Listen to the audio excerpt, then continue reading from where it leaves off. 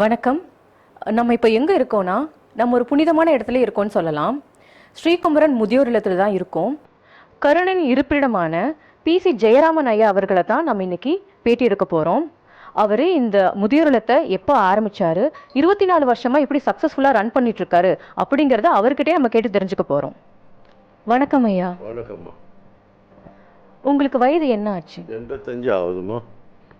இந்த முதியோர் இல்லத்தை நீங்கள் எந்த வருடம் வந்து ஆரம்பிச்சிங்க? 1998 ஆரம்பித்தோம்மா.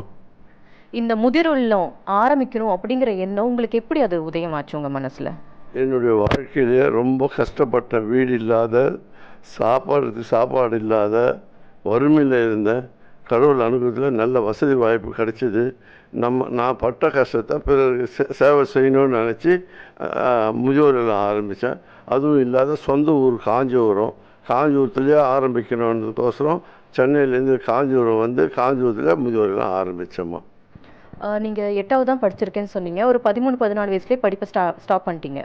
அதுக்கப்புறமா நீங்கள் என்னென்ன விஷயங்கள்லாம் பண்ண ஆரம்பிச்சிங்க வாழ்க்கையில் முன்னேறதுக்கு? காஞ்சிபுரத்தில் வந்து ஹெல்த் சென்டர்னு ஆரம்பித்தோம். அப்புறம் ஃப்ரீ மெடிஷன், ஃப்ரீ சாப்பாடுன்னு அன்னசுரபின்னு 2 ஆரம்பித்தோம். உங்கள் பெற்றோர்கள் பற்றி சொல்லுங்கள். அப்பா வந்து ஒரு வாத்தியார், டீச்சர்மா. காஞ்சிபுரத்தில் தான் முனிசிபாலிட்டியில் ஒரு டீச்சராக இருந்தார். அவர் பசங்க வளர்ந்த பிற்பாடு ஸ்கூலை விட்டு ரிசைன் பண்ணிவிட்டு தொழில் ஆரம்பித்தார். முதல்ல தொழில் ஆரம்பிக்கும் போது அவர் தோல்வி ஆகி போச்சு. அப்புறம் எங்களை கூப்பிட்டு வந்து 2 பேரையும் செய்யணும்னு அபிப்பிராயப்பட்டார். நாங்கள் 2 பேரும் டெக்ஸ்டைலில் வந்து சேல்ஸ்மேனாக போய் வேலை செய்து தொழில் கற்றுக்கின்னு அப்புறம்தான் அப்பா வந்து ஒரு சொந்தமாக வச்சார். அந்த அனுபவத்தில் நாங்கள் நல்ல முறையில் சக்ஸஸ் ஆகி வந்தோம். காரணம் வேலை செய்து அனுபவம் தான், அது வேறு ஒன்றும் இல்லை. எவ்வளவோ சேவைகள் வந்து இருக்குது. நீங்கள் வந்துட்டு முக்கியமாக முதியோர் இல்லம் தான் வந்து ஆரம்பிக்கணும் அப்படின்னு ஏன் நினச்சிங்க? பட்ட கஷ்டமெல்லாம் முதியோர் இல்லத்தில் தான். வீடு இல்லாத வாடகை வீட்டில் இருந்தோம். அந்த கஷ்டமெல்லாம் பட்டு சாப்பாடு இல்லாத கஷ்டப்பட்டேன். எல்லாம் வீடு வசதி வாய்ப்பு கொடுத்து நல்ல சாப்பாடு கொடுக்கணுன்னு என் மனசில் முதியோர் இல்லம் தான் நடத்தி வச்சுருக்கேன். அவ்வளோதான்.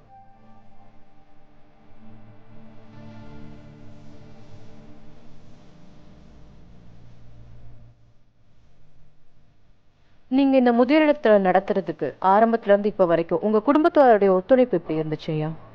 முதியோர் இல்லம் ஆரம்பிக்கணுன்ற முடிவு எடுத்த பிற்பாடு நான் ஒரு சாரிட்டபிள் ட்ரஸ்ட்டு ஆரம்பித்தேன். ஃபண்ட்ஸு டெபாசிட் பண்ணி அதை ஒரு தேவையான இன்கம் வர மாதிரி அந்த காலத்தில் 5 கோடி ரூபாய் டெபாசிட் பண்ணேன். அது போகிறோன்னு நினச்சேன். இப்போ அதுக்கு வேல்யூ இல்லை. ஆனால் இந்த காலத்தில் செய்ய முடியல. ஏன்னா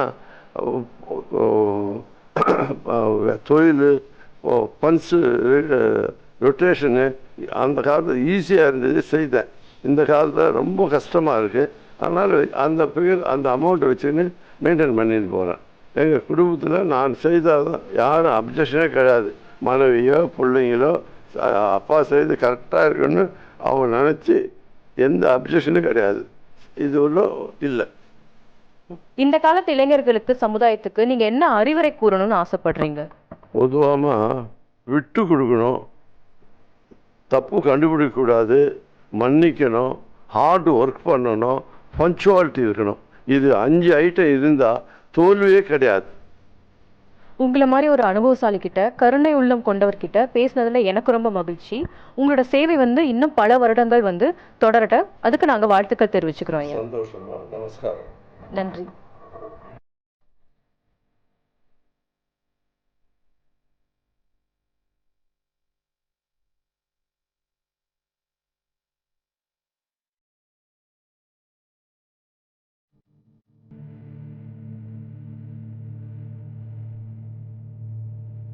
ஸ்ரீகுமரன் முதியோர் இல்லத்துடைய மேலாளர் ஏழுமலை ஐயா அவர்கள் கூட தான் இருக்கும். வணக்கம் ஐயா. வணக்கம். நீங்கள் எவ்வளோ வருஷமாக இங்கே மேலாளராக வந்து வேலை செஞ்சிட்ருக்கீங்க? ஒரு 6 வருஷமாக நான் வந்து மேலாளராக பணியாற்றி கொண்டிருக்கிறேன். நீங்கள் இங்கே இருக்கிறவங்களுக்கு என்னென்ன வசதிகள்லாம் வந்து வழங்குறீங்க வயதானவர்களுக்கு? வயதானவங்களோட தேவைகளை உடனுக்குடன் பூர்த்தி செய்கிறது தான் எங்களுடைய முதலாய பணி. அவங்களுக்கு என்னென்ன பிரச்சனை இருக்கிறது முதல்ல அவங்களுக்கு கேட்டுக்கிறோம். இல்லை மெடிக்கல் போகிறது, இல்லை சாப்பாட்டில் பிரச்சனையா, இல்லை வேறு ஏதாவது என்ன பிரச்சனைன்னு கேட்டு தெரிஞ்சு அதை உடனுக்குடன் நாங்கள் வந்து நிவர்த்தி பண்ணிடுறோம். இங்கே இருக்கிறவங்களுக்கு எந்த மாதிரி உணவுகள்லாம் நீங்கள் வழங்குறீங்க? இங்கே இருக்கிறவங்களாம் அபோ 70 மேலே தான் இருப்பாங்க. அந்த வயசானவங்களுக்கு ஏற்ற மாதிரி வந்து காலையில் வந்துட்டு டிஃபன் வந்து இட்லி, பூரி, பொங்கல் அது மாதிரி கொடுக்குறோம். மதியம் வந்து லஞ்சு சாதம், சாம்பார், கூட்டு, பொரியல், ரசம், ஒரு மாதிரி அது கொடுக்குறோம்.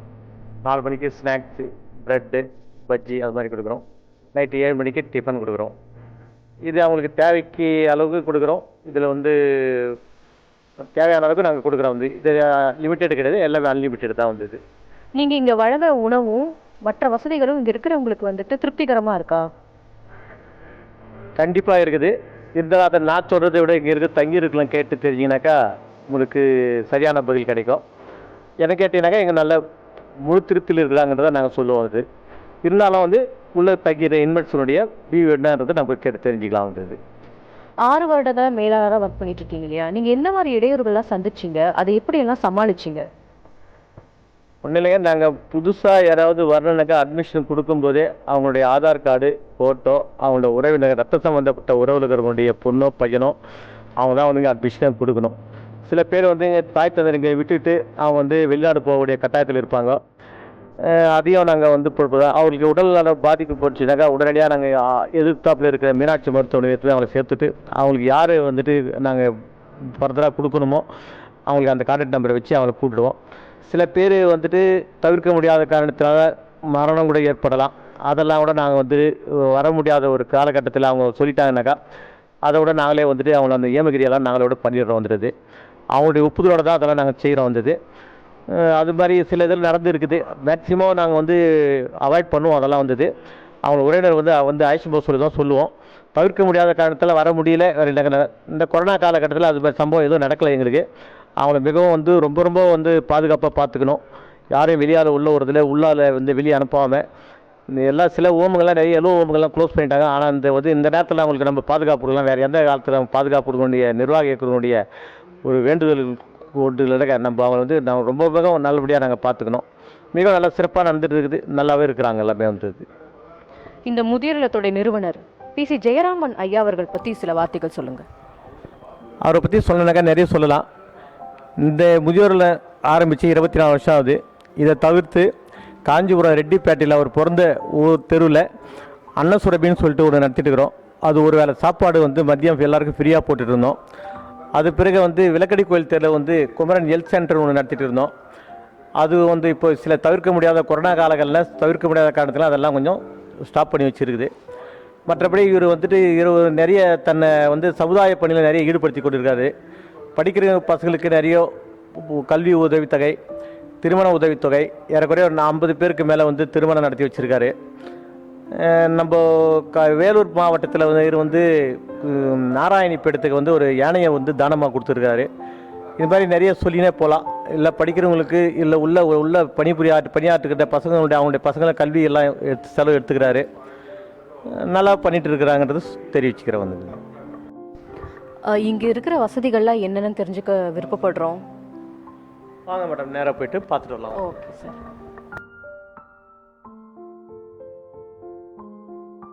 இது வந்து ரிலாக்ஸ் பண்ணுற இடம். எல்லோரும் பேப்பர் படிக்கலாம், புக்குங்கெல்லாம் இருக்குது. புக்கெல்லாம் வாசிட்டு ரெஸ்ட் எடுத்துகிட்டு மறுபடியும் அவங்க ரூமுக்கு போகிறதுக்கு இடம் உண்டான இடம். ஸ்ரீகுமரன் முதியோர் இல்லத்தில் தங்கியிருக்கிற இன்மேட் கிட்ட தான் நம்ம இப்போ பேச போகிறோம். என் பேர் எஸ் லீலாவதி. நான் 7 ஆண்டுகளுக்கு மேலாக இவ்வில்லத்தில் தங்கியிருக்கிறேன். வேறு நீங்கள் என்ன கேட்குறீங்களோ கேளுங்க. இங்கே உங்களுக்கு என்னென்ன வசதிகள்லாம் வந்து வழங்குறாங்க? என்ன வசதிகள்னா ஃபஸ்ட்டு உணவு தங்க ரூம் வந்து நல்ல வசதி. ஒரு சின்ன ரிப்பேர்னா கூட உடனே சொன்னால் இம்மீடியட்டாக செய்வாங்க. நைட் இல்லை டே இல்லை செய்வாங்க.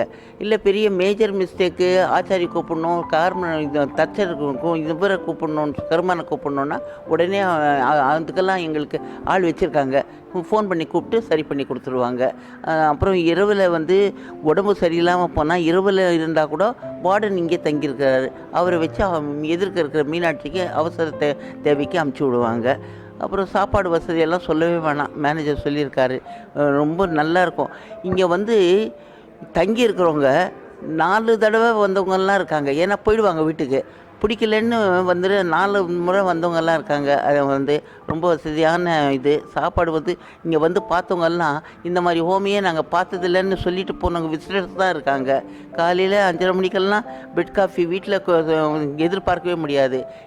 இப்போ காஃபி, டீ, பால் எதுனா ஒன்று. 8:30 மணிக்கு டிஃபனு, காஃபி, பால் 2. ஈவினிங் மத்தியானம் வந்து லஞ்சில் ஒரு கூட்டு, ஒரு பொரியல், ஒரு சாம்பார் இல்லை காரக்குழம்பு, மோர், பிக்கல் இதுவும் இல்லை. சாயந்தரம் ஸ்நாக்ஸு, டீ, பால்.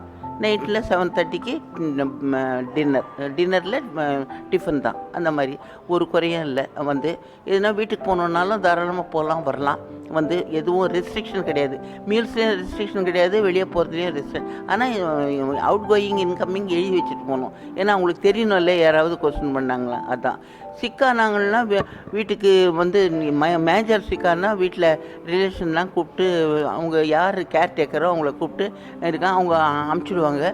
இல்லை முடியாதவங்க ஃபாரினில் இருக்கிறவங்கன்னா ஒரு அட்டெண்டர் போட்டு பார்த்துக்குங்கன்னு சொன்னால் அதுக்கும் ஏற்பாடு பண்ணி டெய்லி பேஜஸ் கொடுத்து மீனாட்சியில் அட்டென்ட் பண்ணி இருப்பாங்க.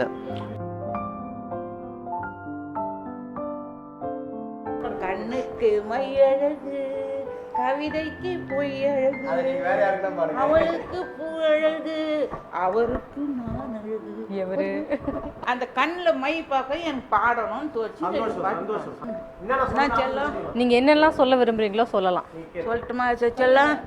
என் தங்கம், இந்த ஓம் நத்துற ஐயாவுக்கும் அவங்க குடும்பத்தாருக்கும் ரொம்ப பணிவான வணக்கத்தை நான் தெரிவிப்பேன். ரொம்ப சந்தோஷம்.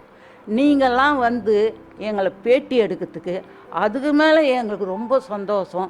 இதுதான் எங்களுக்கு தேவை. அதுக்கு மேல்பட்டு எங்கள் கஷ்டத்தை ஒரு 2 சொல்லட்டுமா? இருக்குது. அது ஒரு காரணம்தான். ஆமாம், வேறு எங்கேயும் போய் இருக்கிறது வந்து சேஃப்டி கிடையாது. முதல்ல இது வந்து சேஃபு எனக்கு. ஆமாம், எனக்கு வந்து இங்கே வந்து 22ஆவது வருஷமாக இருக்கிறேன் நான். நல்லா இருக்குன்னு ஃபீல் பண்ணுறேன். என் ஃபேமிலின்னு ஃபீல் பண்ணுறேன். ஆமாம், அதுதான் மெயின். அதனால தான் நான் இங்கே இருக்கிறது காரணமே அதுதான். ஆமாம். இங்க சிங்கிள் ஷேரிங் ரூம் எவ்வளோ இருக்குங்க? சிங்கிள் ஷேரிங் ரூம் வந்து 21 ரூம் இருக்குது. எல்லாமே ஃபுல்லாக இருக்குது. அதுக்கு பணம் கட்டிட்டு கூட வெயிட்டிங்கில் இருக்கிறாங்க. டபுள் ரூம் வந்து 11 ரூம் இருக்குது. அதுவும் எல்லாமே ஃபுல்லாக இருக்குது. டார்பட்டின்னு சொல்லக்கூடியது வந்து 7 இருக்குது. அதில் வந்து 4 வந்து ஜென்ஸுக்கு, 3 வந்து லேடிஸுக்கு இருக்குது. அதில் கொஞ்சம் வேக்கண்ட் இருக்குது. இப்போ மீதி எல்லாமே யாரு கூட எல்லாமே ஃபுல்லாக இருக்குதுங்க. எல்லாம்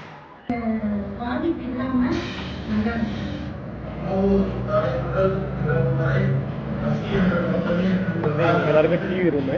சரிங்க. டிவி பார்த்து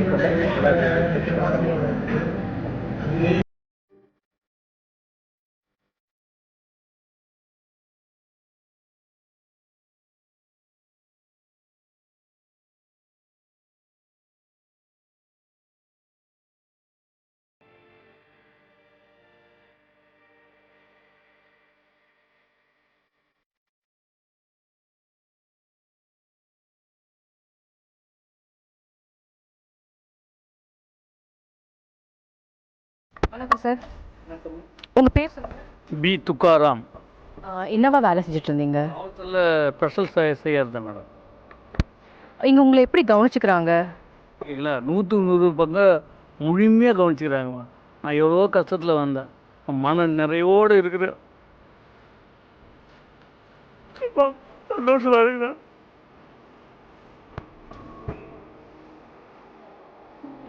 அழுவாதீங்க. இந்த மாதிரி ஒரு முதியோர் இல்லம் இப்படிப்பட்ட வசதியோட இருக்குன்னு சொல்லிட்டு உங்களுக்கு எப்படி தெரிய வந்தது? இங்க எப்படி வந்து சேர்ந்தீங்க? சென்னைக்கு போகும்போது வரும்போது இந்த போர்டு குமரன் முதியோர் படிப்பும் போகும் வருவேன்.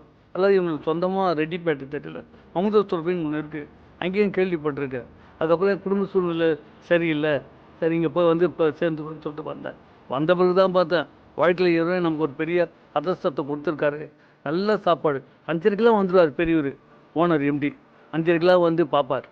வந்து காப்பி சாப்பிட்றத கரெக்டாக மெயின்டைன் பண்ணுவார். டிஃபன் 8:30 மணிக்கு கரெக்டாக உள்ளே வந்துடுவார். நல்லா ஒன்றது கேட்பார். டிஃபன் வைப்பாங்க, சாப்பிடுவோம். இன்னொன்று ஒன்றுமா என்ன வேணும், சட்னி எல்லாம் கேட்டு கொடுப்பாங்க. வயிற்றுக்கு பிரச்சனை இல்லைவா. நீ கூட 4 இட்லி சாப்பிட்டேன், இன்னொரு இட்லி சாப்பிட்லான் தான் இருந்தது. ஆனால் மத்தியானம் சாப்பாடு கட் ஆகி போகுது. அதனால் 4 இட்லிக்கு மேலே சாப்பிடல. மதியானம் நிறைய சாப்பிடணுமேன்ட்டு உண்மையாக சொல்கிறேம்மா. சந்தோஷத்தோட வேறங்கம்மா. இப்போ இருக்கீங்க இல்லையா, உங்களுக்கு போர் அடிக்கிற டைம்ல என்ன பண்ணுவீங்க? ஏதாவது மார்னிங் ஒரு ஒரு 1 ஹவர் நடப்பேம்மா, ஈவினிங் ஒரு 1 ஹவர் நடப்பேன். குறிப்பிட்ட மாதிரி ஒரு 4 பேர் இருக்காங்க, அவங்க கிட்ட தான் பேசுவேன். மற்றபடி இங்கே ஒரு போர்டு ஒன்று இருக்குது, ஒரு வாசகம், மௌனம் மாபெரும் தவணு, அதை வாசகத்தை நான் ஃபாலோ பண்ணுறேன் மேடம். வணக்கம் சார், உங்கள் பேர் சொல்லுங்கள். என் பேர் சி லக்ஷ்மிபதி. நான் விழுப்புரம் மாவட்டம் திண்டிவனம் தாலுக்கா சார்ந்தவன். சென்னையில் குடிபெயர்ந்து தற்போது சென்னையில் வீடு இருக்குது, சொந்தமாக வீடு இருக்கிறது. ஆனால் தற்சமயம் என்னுடைய இணையரும் மகனும் வெளிநாட்டில் இருப்பதால் நான் இங்கே வந்து 3 ஆண்டுகளாக தங்கியுள்ளேன். இந்த ஹோம் எப்படி இருக்குது? திருப்திகரமாக இருக்கா? சிறப்பாக செயல்படுகிறாங்க. தமிழ்நாட்டிலேயே சிறந்த முதியோர் இல்லம் இதுவாக தான் இருக்கும் என்று என்னுடைய தாழ்மையான கருத்து. மிக சிறப்பாக செயல்படுகிறார்கள். இணைந்து அனைவரும் ஒற்றுமையாக இணைந்து செயல்படுகிறார்கள். எம்டி அவர்களும் மேலாளர் மற்ற ஊழியர்களும் அனைவருமே இங்கு இருக்கக்கூடிய தங்கியிருக்கக்கூடிய நபர்களை நல்ல விதமாக பராமரிக்கிறார்கள், மரியாதையாகவும் நடத்துகிறார்கள். மிகவும் ஒழுங்காக இங்கே அனைத்து விதமான உணவு முறைகளும் பரிமாறப்படுகின்றன. எந்த விதமான குறைகளும் எங்களுக்கு இல்லை. நன்றாக நாங்கள் மன நிறைவோடு இங்கு வீட்டில் இருப்பதை விட இங்கே நாங்கள் மன நிறைவோடு இருக்கிறோம் என்பது கூடுதலான தகவல். நன்றி.